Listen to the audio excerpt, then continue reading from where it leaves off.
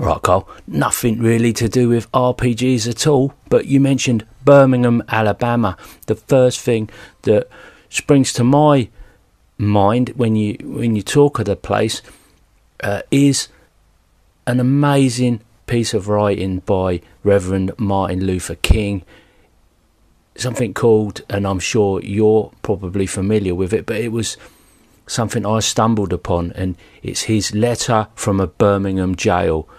The writing is so eloquent, it made me feel stupid reading it, and it was one of the things that made me start reading again and trying to work on my own writing, because it is, like I say, just an amazing piece of work, and I'm sure it's super influential. Take care, mate, and I'll catch you later.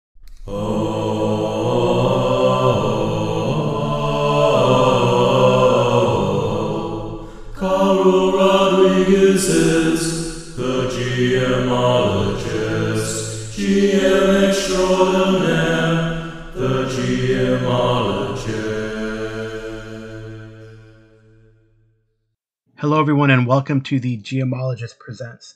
Colin, thank you for that message. You don't know how appropriate, maybe by coincidence, probably not, knowing the way your subconscious mind works, my friend.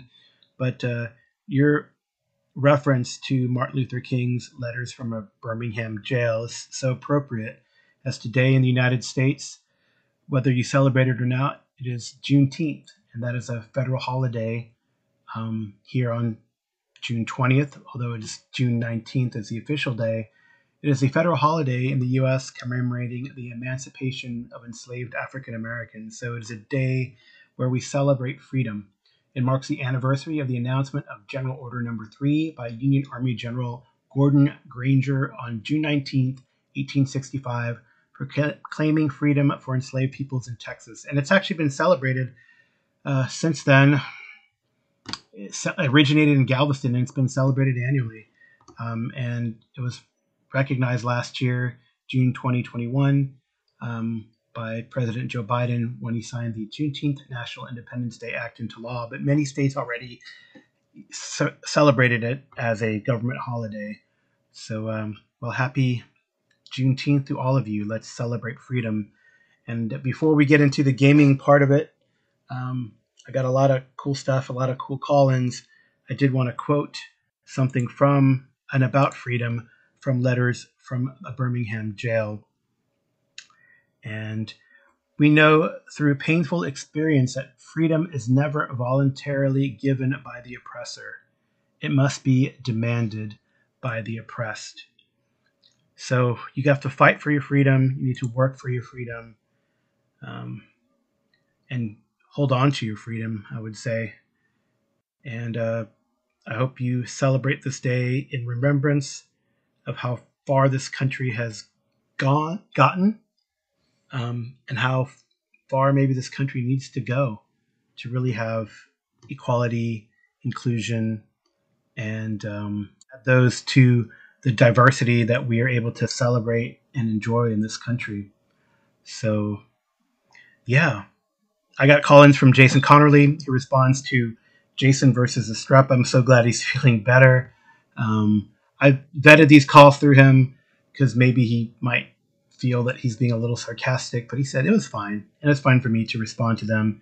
I got a call from, I think this is the first time Taylor from Clerics Wear Ringmail has called into my show. I got a fun call-in from him, and then I got a good call-in from my buddy Jason Hobbs of Random Screed and the Hobbs and Friends Media Empire. So we'll hear those, as well as, it's been a while since I've done some recaps. I think recaps are important, and it's important, and maybe we'll talk about this. They're definitely in the games that I've run in Twilight 2000 this week, in Pathfinder 2 last week, and again this week, and in Warhammer Fantasy. We kind of reached a milestone, or a good pause, or the players with their player characters kind of got to a good pause point, whether it's in the campaign or in the adventure itself. And I think that's pretty cool. I think that's a pretty neat thing. I also played, since I've given recaps of the stories, I played a session of Reaver, run by Joe Salvador, and yeah, I was traveling this week, as you can hear or you heard in the last podcast. So I'm now trying to catch up before the big week of games um, that's coming up. So this next week here on June 21st, the first day of summer, mind you, um, and the longest day of the year. Importantly, the summer solstice. I'm having my Twilight 2000 game, which I still got to prep for and give player characters hooks for. And then Wednesday is Abomination Vaults. And Thursday is our continuing Enemy Within campaign, where they're assaulting Castle Wittgenstein. So a good week of gaming. And then the weekend, Temple of Elemental Evil, and then Jackals on Saturday and Sunday. And hopefully, if I'm feeling up for it, depending on how work goes, I'll be able to join and play some Champions, which I haven't played in for a while, this next coming Friday. So, well, I'll sit back. I'll do the call-ins first and then get into the recaps. I'll try to break this up appropriately. So some people don't like recaps, some people don't like call-ins. So you can pick and choose. But again, thank you for joining us today on the GMologist Presents. Carry on my wayward son. There'll be peace when you are done. Lay your weary head to rest. Don't you cry no more.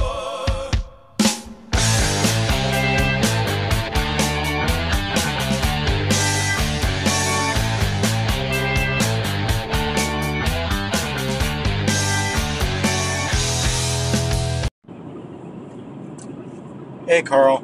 So, once, as far as high fantasy goes and enjoying DCC, I do like the Gonzo nature DCC. I like the unpredictability DCC. I like the way Magic is done in DCC. I like the system in general.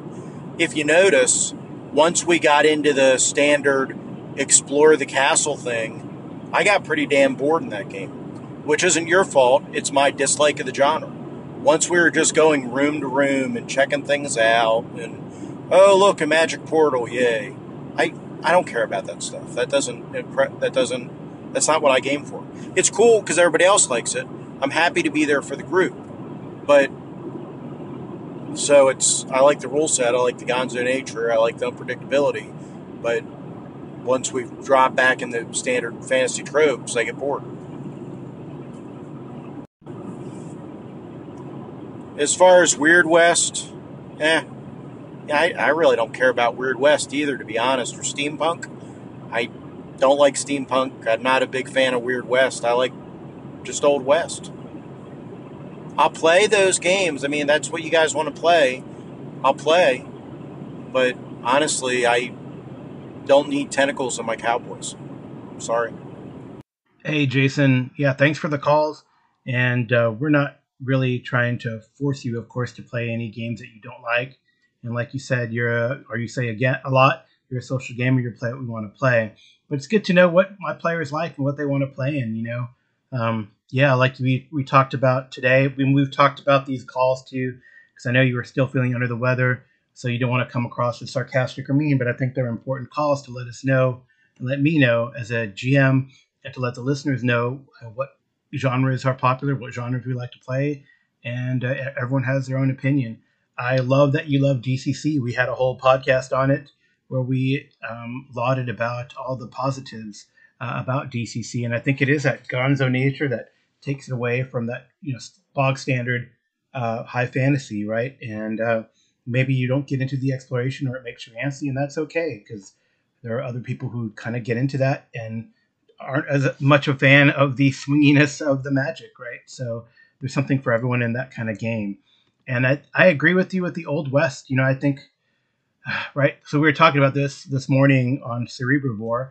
I don't know if it'll come out. I don't know if we were talking after or during, but it might come out, or it might be a topic for a future Cerebrivore episode about, putting the weird in your West or the weird in your historical games. And does that make it more exciting? Does it make it more accessible to people? Do more people want that, or just the history, right? Because we could run a game set in the Western period, a la Magnificent Seven, or The Professionals, or The Virginian, right? There's any Louis L'Amour or like Louis L'Amour story, right?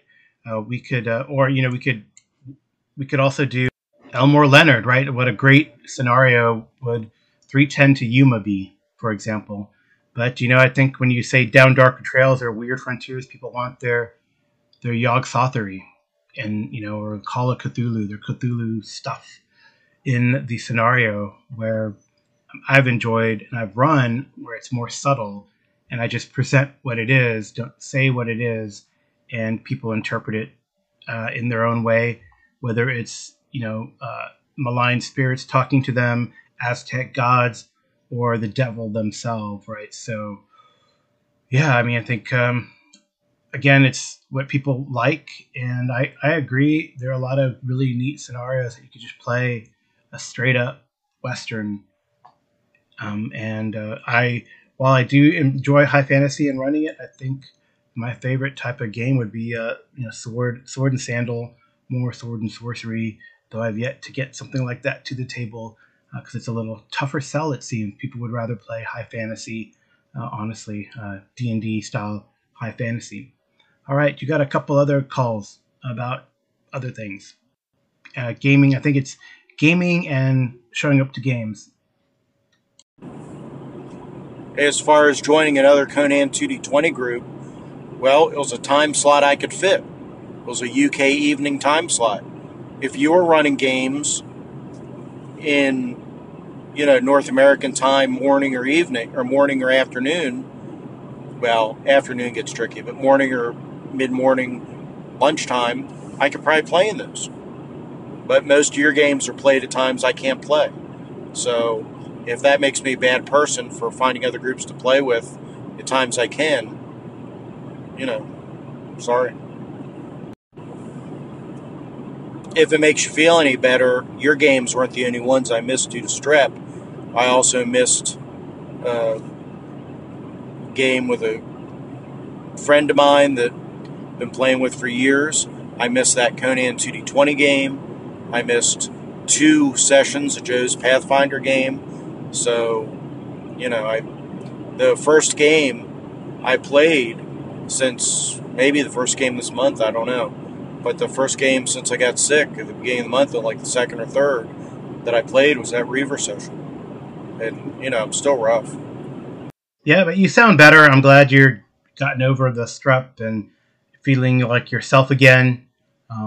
And no need to apologize. I just haven't put out the games that fit your time schedule out there yet. And, I mean, unfortunately, the new job that I have does not allow me to be as flexible and to play or run games during the day, maybe on a holiday, like tomorrow, Juneteenth, or at the time, not that at the time of this recording, but the time of publishing on Juneteenth, or another type of holiday, July 4th weekend's coming up. So yeah, we got to just make the schedule work, right? And it's a bummer that you missed all those games. I'm glad we got to see you in Reaver, which was an interesting game. I don't know if I'm going to talk about it because there were some issues and stuff that happened. So where Joe Salvador has to retool the game. Maybe he'll come on and talk about that at some point, or I'll put like a truncated recap and then say what kind of, I don't know if we're restarting or whatever, but we'll get to that. And again, thanks for the calls, Jason. I'm glad you're feeling better. And let's play some more games. So you got some support, though. There's someone that I don't think has called to my show before. Next 2 calls, I don't think they've called to my show before. Jason Hobbs and Taylor from Cleric Lore Ringmail. So I'll start with Hobbs. Sorry, Jason, you don't have a song yet. But we'll start with you because you kind of support your other Jason friend, or is Jason Connerly, since he calls more? Anyway, you support Jason Connerly, who happens to have the same first name as you. Hey, Carl, it's Hobbs. I'm about halfway through one of these episodes. I don't even remember how to listen to podcasts apparently anymore. But two things to say. Number one, why are you forcing Jason Connerly to play games? Jeez, man. That's the opposite of what we're trying to do in this world, brother.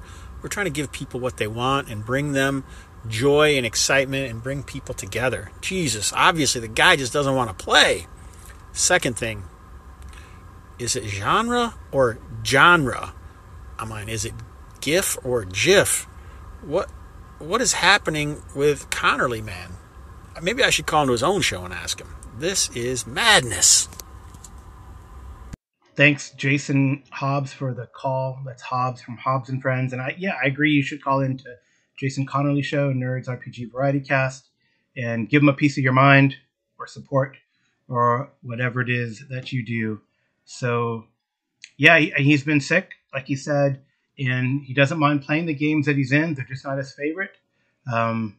So clearly, Jason can defend himself, and maybe he'll rebuttal what you say. But definitely, as he's said many times, he's a social gamer, and he enjoys playing the games with the people who play the game. And we have some really good groups. We have the Wednesday group, which is almost the same as the Saturday group. I think they are the same as it. No, minus one person, or I think one person switches out. But they're, our Wednesday and Saturday group are very much the same, very consistent group of players. And the cool thing about the Saturdays, we rotated around the GMs. So BJ Boyd of the Arcane Alienist is now running on that game. We decided to have a regular Wednesday game, whatever it's going to be. Usually it's Abomination Vault, Pathfinder 2. But sometimes when people don't show up, I've run some Hyperborea. So, and actually, it's unfortunate that though sometimes when Jason doesn't show up, or when we play Hyperborea, when really he would like to play Hyperborea because it's his more sword and sorcery, right, vibe than high fantasy. So, well, we'll get this right at some point. We'll get Jason enjoying a game because of the people and enjoying the game because of the game. But again, thanks for the call. And now we have another first-time caller, I believe. And this is a little lighter. And maybe this is the start of a new indie game by this person, Clerical Ringmail. Maybe he'll put it on his blog or something. But it's a response to one of Jason Connerly's calls, his beautiful rants, fantastic rants about Navy, blue camo uniforms, not on Jungle Boots. But anyway, it's pretty funny. Thanks, Taylor. Thanks again, Jason, for the call. Talking about the Navy camouflage, if they look like sharks, maybe the sharks get confused. You have a overboard sailor / shark love story on your hands. Yep, I'm thinking that's probably it, because the shark and the sailor can have a little family in a white picket fence on the ocean floor until the combat mission is over and the ship can pick them up on the way back. Sounds about right to me. Hey, Taylor, isn't that the plot to The Little Mermaid, but with sharks and Navy men instead? That would be kind of interesting, maybe. Maybe a good, I don't know, what system would you run that with? I know it's very tongue-in-cheek, but and I would actually think that, I don't know if the sharks would necessarily eat the Navy man that fell overboard. Sharks are, according to what I've read and watched, sharks would like to, aside from great whites, they all say this, aside from great whites, sharks just like to bump in and touch and taste, not necessarily eat, but a great white or maybe a tiger shark or a bull shark will eat a person because it tastes hella good. It tastes like pork, I guess. I don't know. Anyway, thanks for the call, Taylor. And I think I'm going to close this segment out with one of Jason Hobbs' favorite type of segments, and that will be an unboxing. Thanks again for the calls, everyone. And let's get to that unboxing.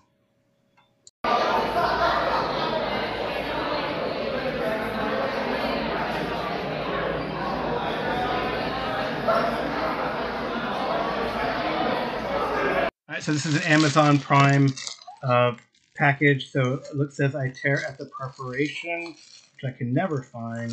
There it is.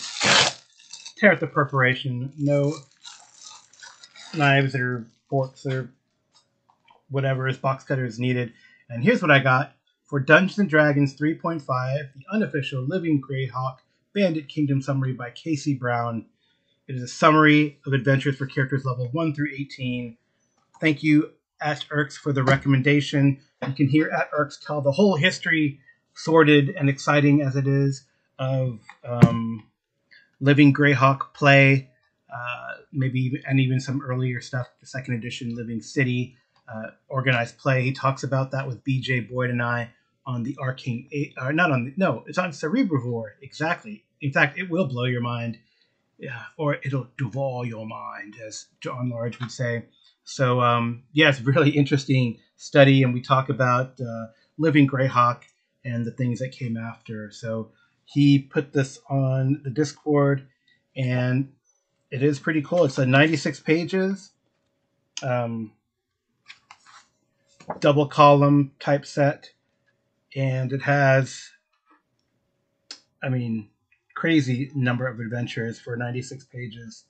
It has index of the living Greyhawk Bandit Kingdom scenarios, Bandit Kingdom scenario summaries, adventure paths that you can go on, adventures by location. So pretty cool. Timeline of major events, behind the curtain, and how this was created. Really cool. Designing scenarios, even a little essay about that. The timeline is fascinating. Gives us summaries of all the scenarios, which is really great. There are, BDK all the way up to 18, apparently. And then, does it have the scenarios themselves? One hopes it would have the scenarios themselves. So, let's see. Starting on page 55, we'll see. It has all the summaries. And on page 55, the different adventure paths. So this is like the primer, and it's really, pretty cool. Okay. Adventures by location, and then the timeline. So you can put this, into your,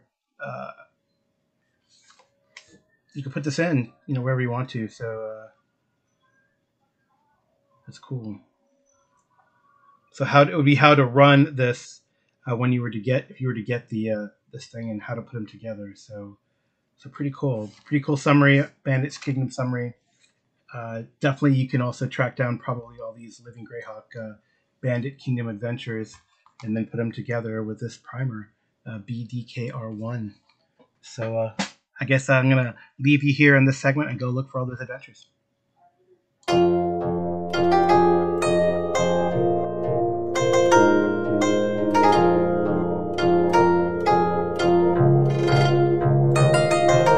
To make these recaps digestible, I wonder if I can do each of them in 5 minutes. I don't know. These are recaps going back to June 7th, and I'm riffing off of Amy's notes, because she takes great notes for our Twilight 2000 game. And this is day 22, August 8th, 2000, about 7:45 p.m., the 8th day since I've been in Krakow, the 22nd day since the Battle of Kalitz.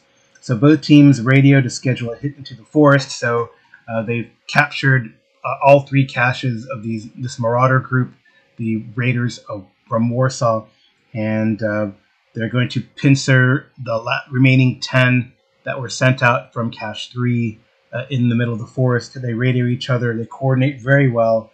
I make some rolls for both tech and recon, and they roll very well. These characters are competent. And then they kind of roll up on these Marauder troops. Tops has a night vision, and he fires and kills one. Chernov moves forward. Kasha lights and shoots a flare into the area, and then there's a series of gunfire. Many are injured. There's a quick mop up of these last group of Marauders. Jonesy firing into and killing them, and then with the auxiliary troops that they have, even as these groups drop prone, the Nazarene opens fire. Sam kills one. Tops fires again. The Wartop fire. Kasha tosses a grenade and injures a bunch, and then Chernov is shooting his crossbow in. So they mop them up. They take 3. They eventually, after 7 of these Marauders are killed, 3 of them give up. The time is about 9:30 p.m., so it's a quick night fight. Then they go back to the caches. They go back to the camps. I think they move on to Cache 3, and then they'll mop things up over the next few days. And with the discoveries in Cache 3, they discover a prototype for the Operation Reset um, device that of which the plans they have discovered way before they got to Krakow, and then the decision is made to hold on to that information, not give it over yet. I think we've reached a milestone. We kind of finished the adventure outlined in the Free City of Krakow. That there's much faction play still going on, and some interesting tidbits. Dmitry and Pavel, they share from the Warta. These are the commanders of the Warta. They share that the number of tanks and disposition of the tanks in Krakow. They convince yeah, they're going to send these prisoners, all the 7 prisoners, to the work camp in Krakow. The Marauders probably broken. All the leadership is gone. Maybe they can work off their quote-unquote sins instead of being executed. I think we'll have to play that out or see what happens and how this group convinces them. The group came up with a name. They're called the Free Krakow Coalition, and they now own a BMP. The BMP negotiation was also interesting in that is essentially the player character group, the Free Krakow Coalition, controls the BMP, but it has the markings of the Warta on it. So the police force of Krakow is going to oversee the use of the BMP, but it is effectively in the hands of the player character group. And they actually convinced the driver, former Marauder and this guy Nikolai Kirov or something like that, to join them. So they now have a tank driver.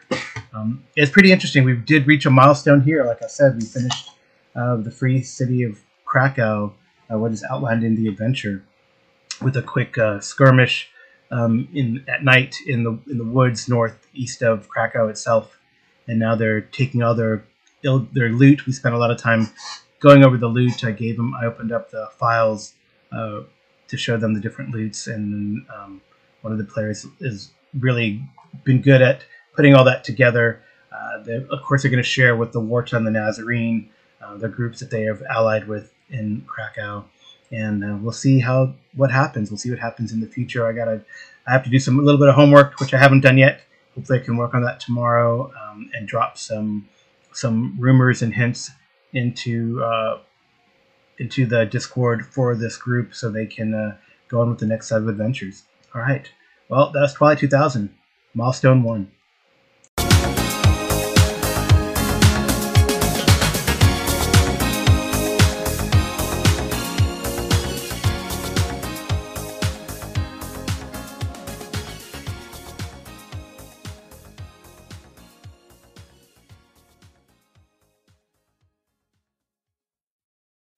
Kind of an inside joke in our Twilight 2000 game. The first time they went into the Najrovi Bar and Grill, they were playing Rick Astley's "Never Gonna Give You Up." So we've kind of used that. Actually, Amy made a cool prop that's a coaster from Najrovi that had a message on the back that we gave to Joe Salvatore when he was playing Tops. So it was pretty cool. Next game. Well, the next game was Pathfinder 2 Ongoing Abomination Vaults. And they reached a milestone in that one, too. So this will be milestone number 2 when we played on the 8th. There were 2 fights. The first fight after they had disabled this beam trap in this room full of dioramas showing the Gauntlet's destruction of Absalom, which is the big, giant water Dahavian type city in Galarion.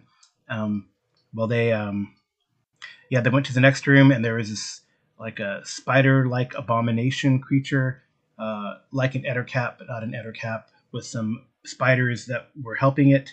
And the characters did really well again in this fight, which I'm glad of that. Some of the fights have been pretty tough and dodgy, and this one went really well for them. Then after that, they're like, okay, well, I guess we're going to go talk to the Morlock engineers and see what the plan is. After they more or less have cleared the northeast area of this dungeon, they talk to the Morlock engineers. The engineers like, okay, here's the plan. We're going to roll up this, beast or this drake-headed ballista to show to the leader, and then we're going to ambush him. And and the player said, well, what about his monster pet? I'm like, oh yeah, maybe you guys should go. And the characters decided, the players decided their player characters would go and take care of that monster while simultaneously the ambush would happen. And a couple fights ensued. Again, they did really well against the monster. I think it only got like one major hit on people. I think maybe they're coming into their own. They're understanding the characters. We're getting better at understanding Fantasy Grounds, and they mopped that creature up with a couple crits, a couple spell crits from both B.J. Boyd's character Dr. Eleazar and Atark's character Felbar, as well as Chromac, holding the line, Goblin firing arrows into the fray. They have a pretty good system where it's Chromac in the front and with the artillery support and healing support in the back. Worked really well, and they kind of crawled. Meanwhile, they could hear fighting going on, and it was more like engineers and a more like scavenger against two, the Morlock leader and two other Morlocks, and the characters went in there and got in the fight. Goblin kind of leaped over the ballista, tried to get it to fire, missed. Finally got it to fire, and it nailed one of the Morlock cronies of the leader to the wall. And I'm sure if Jason had been there, he'd been sick, of course, as you know, but he lets us play his character. He would have made some kind of cool quip like "stick around" or "nailed it" or something like that in his best Arnold Schwarzenegger voice. But that's what happened. The engine.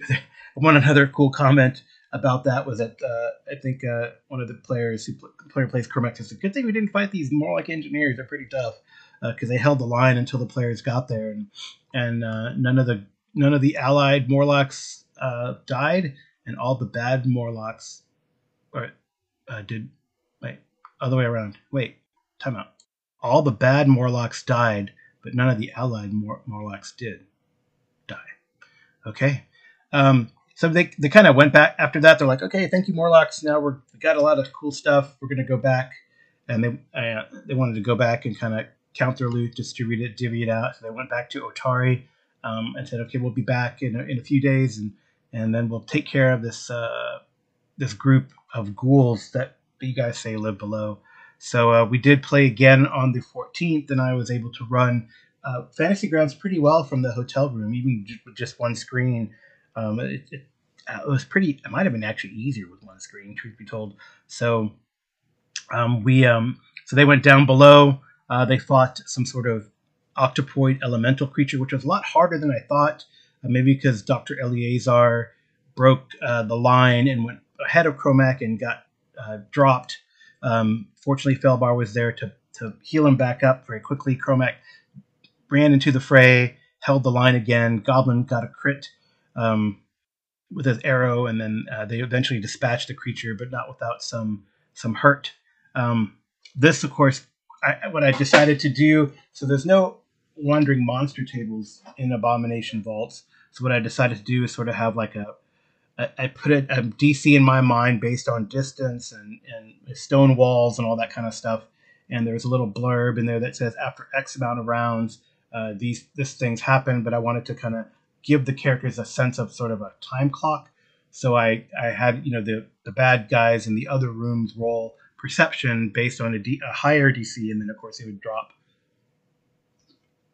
So it did drop, and then something peeked its head in. There was an exchange of words where the creature that peeked its head in says, "Oh, deliver some. Are you here to deliver body parts to the cult of the canker?" And then Dr. Eleazar, who could understand the undercommon that they were speaking, replied and said, "Well, what do you mean by that? Whose body parts?" "Well, why yours, of course." And of course that was a deal breaker. So then shots were fired. Lightning bolts were shot. Well, not lightning bolts, but like an arc, the little lightning arc that Dr. Eleazar has. And then Chromac runs up, and they did really well against these ghouls. So these ghouls turned out to be these like librarian ghouls or ex-librarians of this Abomination Vault space. When they followed the creature into the room, there was several other ghouls, and a melee ensued in this library, and some good tactical sense by the players to make sure that it was Chromac who was holding the line, and he was blasting these ghouls left and right, being a paladin with his disruption hammer with both a magical rune and a striking rune on it by this time. And he was dispatching them left and right. And they saw like the glowy down the hall. They saw a reading room with the glowy part of the gauntlet going through the floor, and they think they're close because the ghouls were like eating some flesh and then tossing some flesh into the yellow, this blue light. And the character said, "Well, we're going to go after these guys." So they ran in there, took some action, attacked him. Something they didn't learn that was kind of interesting is one of the ghouls was some sort of priest.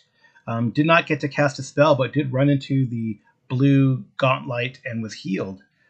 So they made sure they destroyed that creature before it could heal some more. It didn't cast a spell. It tried to bite Dr. Eleazar, and that was like some great rolls. A couple rolls by BJ there, making a roll to save versus disease and paralyzation, because ghouls are the suck. So they did pretty well again and dispatched that group of ghouls. So now I think we kind of halted, and they're going to explore a little bit in this library. Dr. Eleazar is like, whoa. And Felbar knows of a person in Otari who would love all these tomes. Yeah, we made a lot of progress, I think, in these last two sessions, kind of getting to the third level and having completed a milestone of clearing the second level in the previous session. So we're definitely moving along in Abomination Vault. It's getting a lot easier, or maybe the characters are becoming more engaged, more interesting. I had some foibles starting this thing off, not really understanding, how the adventure would go, and especially the connection to the town. It wasn't kind of the adventure said, "Oh, start them right there at the door in Media's Rest," and I probably should have done a bit more research and reading and figured out how the Otari connection. But we've since figured that out, and now the players have contacts in town. They see that the town, even the name of the town, is named after one of the Rose Guard who defeated the big bad Belcora, who created this gauntlet, and seems to have some sort of vault menagerie down here underneath the keep of the gauntlet that they had already dealt with. So now we're on to level 3. Lots of ghouls, where the paladin and the oracle will shine, destroying and healing these undead creatures. So we'll see how it goes. I guess we're playing again here on the 22nd, I believe. That's the next session. That's coming up Wednesday, the 22nd. So we'll continue from there. Be kind of neat. Hopefully we'll get Jason back. He's been sick, so he's been missing, and it'd be great to have him. And when he is there and not there, Goblin nails things to walls with his powerful bow. Gets a lot of crits, whether Jason Connolly is rolling or whether one of the other players are rolling for him when he's absent. So it's the luck of the Connerly, I guess. Must be a special power. It's your special power, Jason. Luck.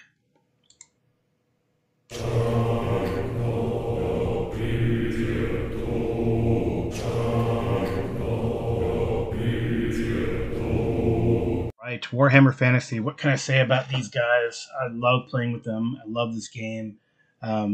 We've had fantastic time, and when we last left them, they were facing a squad of castle guard with a sergeant, and gonna see a couple characters are pretty beat up, but they had just opened the gate to let their bandit allies run in. So it was a good fight, tough. Characters were like down into a handful of wounds. They took action. I like that Morastra, the Elven Knight, sort of charged the group, and they fought pretty hard. They saw one other character kind of move to bang on this other tower door. They moved to engage that person. It turned out to be the lieutenant of the Outer Bailey, and they dispatched that one quickly, but he had aroused what was the toughest foe in the fight, which was some sort of crypt knight who kind of came out with some skeletons, and that was a pretty tough solo boss fight with Morastra, Reginald, and Sebastian fighting at it. While actually what Ulrich did was pretty smart, is that there were some crossbowmen in this tower or in this keep section that were firing through murder holes. So Ulrich just ran across the space, ran up, into the keep, because this is where all these guys had come out, and they didn't, no one had the time in this heavy battle to close the door and lock it behind them. So, they're firing. So he kind of busts in on the crossbowmen. A short fight ensues. The bandit people, it's like a squad of like a platoon-sized group of bandits, like 20 bandits and two leader types, and they're giving support, firing arrows. Another squad of guards kind of busts out of another fortified location, and then a melee ensues between the bandits and these guys, while the player characters are dealing with this Crypt Knight and an ex-captain of the guard or something like that. Reginald's one of the best fighters and has this magical sword of Sigmar. He got beat in one round and was nearly dispatched, and they really had to gang up on this guy to take him out. Something they did learn, however, at least one of the bandit leaders was a healer of some sort, and though Sebastian had been beat up and jacked up and got knocked down again, this bandit leader, she came up and used her blessings to stabilize him and heal some of his wounds. So Sebastian was able to get back into the fight and actually help the bandits take out the last bit of resistance against, to take the Outer Bailey. And they took it. They took the Outer Bailey, killed the Crypt Knight, destroyed the skeletons, took out. I think they might. I don't know. I don't think they did capture any of these. I think all these guys fought to the death, or if they did surrender, well, since they were mutants, so some of these player characters have a bit of fanaticism against mutants being witch hunters, or just their general disposition. And all these guards have been mean and malicious to the town down below, and have created this group of refugees that are bandits in the forest, right? So they're bad folks. I think no mercy, no quarter. They wouldn't have expected it from them anyway. So it was a good fight. They took the Outer Bailey, all the while, like the scenario is cool. It recommends like building up the storm. So finally, this lightning is going while there's a fight, and finally when they dispatch, everyone's like, the storm breaks and water pouring down, refreshing somewhat, washing away the taint of warpstone in the air temporarily. And now the player characters they kind of have assessed the situation. The last part of the session, we they kind of went around and gathered all the loot, or we went through all the rooms and cleared things out. The bandits are going to hold the Outer Bailey just in case there's any counterattack from outside of the castle, though that is not likely since they did dispatch a squad of bad guys previously. There might be beastmen that come a-calling, but who knows? We'll see what happens. They've taken care of everything in that Outer Bailey, and I guess that in a way is a milestone. There is a hefty reward of XP in the adventure for taking the Outer Bailey. So now they're going to jump into the Inner Bailey, and hopefully they will we'll see how that happens. I figure there's only a few sessions left to finish Death on the Reich with this conclusion here at Castle Wittgenstein. And actually, one of the players who hasn't played for a while, who's has dealt with like some health issues and is now coming back, they might be able to find him in the castle. We kind of played out what had happened in between and what this player had his character do. So we're pretty excited about that. And the Warhammer, it's tough slogging in the mud, lots of blood and gore, but the player characters prevail with guile and I guess not expertise. What is the term? I guess guile and fortitude and skill is how they prevailed. So, and with a little bit of diplomacy, because they got these. I mean, they were like, "Oh, I'm so glad we got these bandits. This would have been kind of impossible to do." Getting allies is helpful, right? So thinking of the strategic / tactical situation in a game like this, where they're like, that would have been too much. I think they think it would have been too much, especially since one of them was a healer, right? So yeah, that's a Warhammer Fantasy. We continue this week actually, and it should be pretty exciting. Free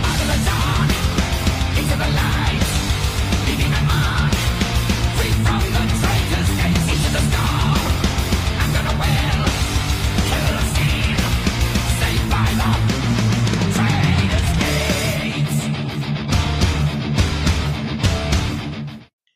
now on to the weekend's games. I played 2 games during the weekend. On Saturday, the 11th, I played in a game of running through the Temple of Elemental Evil using OSE rules and run by BJ of the Arcane Alienist. Yeah, it was that session, and then I'll talk about that session first. Sunday we played Jackals, and that's a game that I run, and so it was a Temple of Elemental Evil was a really fun session, and it was very challenging. I thought it was gonna end in a TPK, but we were a little lucky. I think I would say BJ is a little generous with the use of the turn mechanic, in that I guess the way he ruled it is if I could turn groups of mobs that appeared, and not just once per like encounter, because I guess it was, and then if they survived the turn or if they resisted the turn, then I couldn't turn them again, which I thought was pretty fair, if not a little generous. But we were down underneath, on the second level. We were exploring a bit the under level of the keep, and there was all these. It looked like there was a dungeon. I guess the first thing. Let me go back. So we went down below. There was this creature that called out. It turned out to be an ogre. We kind of tricked the ogre into letting us get close, where we kind of ganked him. We found some prisoners, and we freed them, some merchants, and then a gnome. It turned out to be like a gnome thief. I don't remember the name. I'm bad with names, and these Gygaxian names are very strange to me. They don't kind of create a meme in your head, honestly. Um, so we kind of escorted these merchants. Actually, we just escorted them all the way back to town. Might as well have.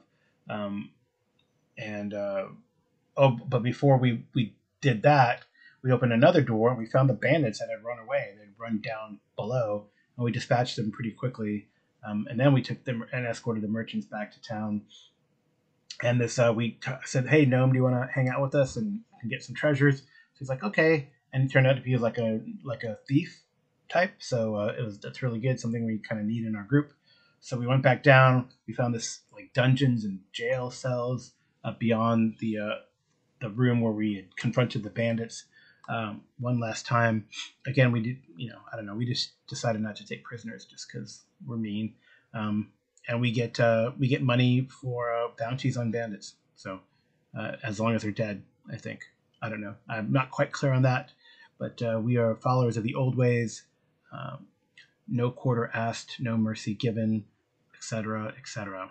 So we go into this jail-looking area. We see like, myself, my character, dude, and the gnome thief. We kind of explore a little bit ahead because we can kind of see, while the rest kind of hold back where the light is, and then we see this dungeon. There's some skeletons on the ground. I'm like a little wary. Let's wait.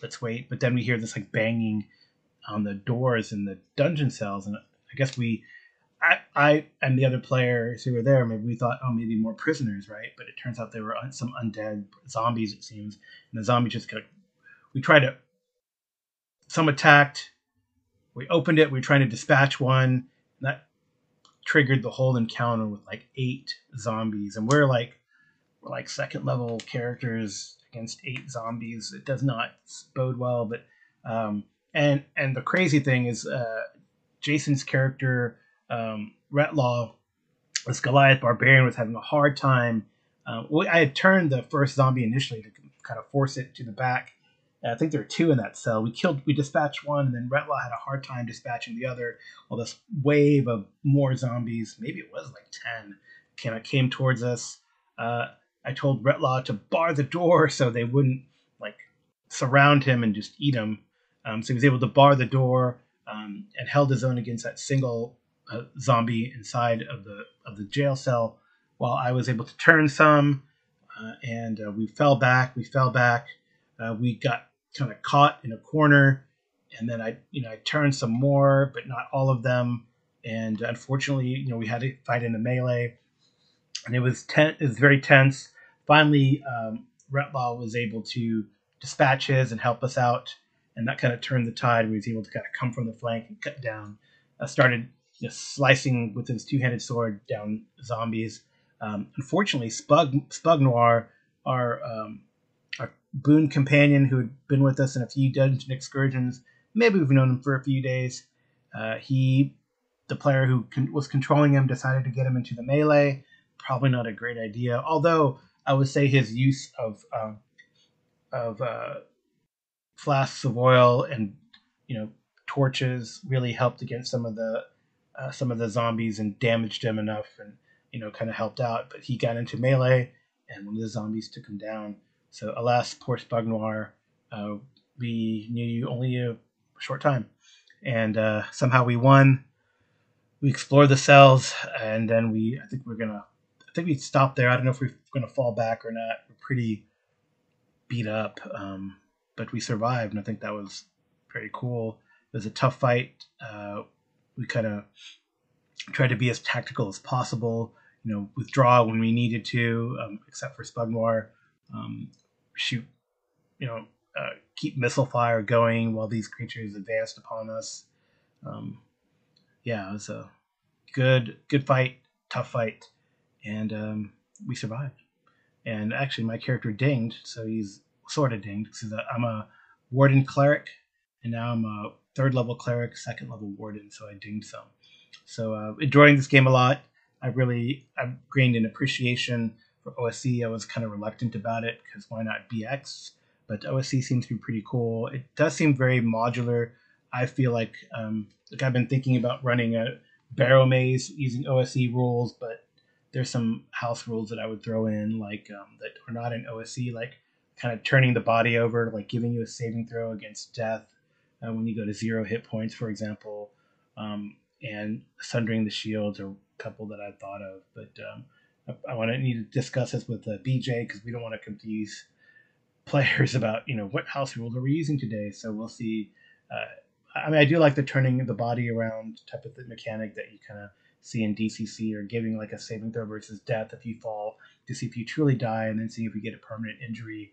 There's tables for that, which I think would be kind of neat to do. So anyway, that is that game.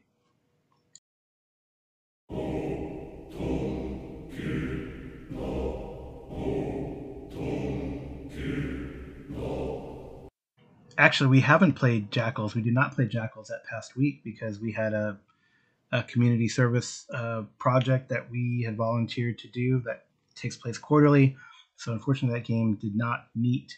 And I think I will save our discussion of Reavers. I need to talk to Joe Salvador, the author, and see, because that session, it was very exciting and very tough, but at the middle of the session, he kind of wanted to stop and tweak things because he didn't like the way the rules were working. At that point, it's an ongoing playtest, so I don't know if we're gonna rewind or we wake up from a nightmare or that type of thing, but we'll see. And I want to talk to him about reporting that or not. I just reported this little bit, but I don't want to report the details because maybe it was a dream, maybe it didn't happen. Who knows? So that's the nature of ongoing playtests. So anyway, thanks for listening. These are the games that and I think I think all of them have a common theme of a milestone. Even Temple of Elemental Evil, I reached the milestone of getting to 3rd level as a cleric in a BX / OSE type game, which is good.